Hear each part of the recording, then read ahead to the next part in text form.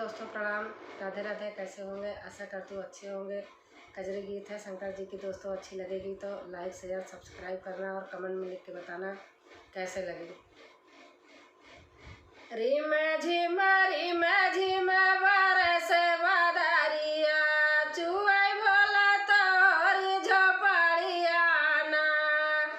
रिम झिम बरस बदरिया चुआई भोला तोरी झोपड़िया ना। चुआई भोला तोरी झोपड़िया ना। भीगे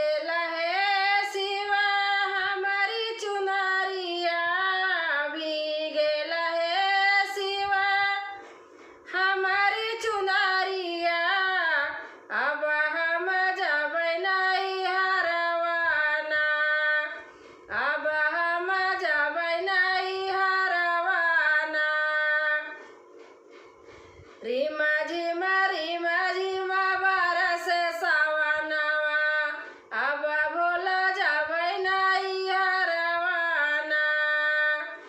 रिम झिम बरस सावनवा अब भोला जबै नहीं हरवाना। अब भोला जबै नहीं हरवाना। कैसे के जाबू गौरा तू नहीं हरवा।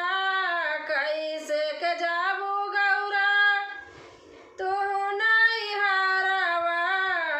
गंगा मैया मरली लहरियाना।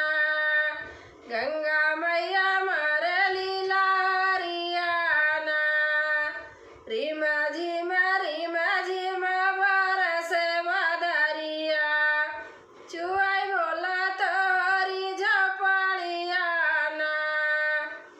रिम झिम बरस सावनवा चुआई भोला तोरी झोपड़िया ना। चुआई भोला तोरी झोपड़िया ना। चंदन काठ कन्हैया बनौबै।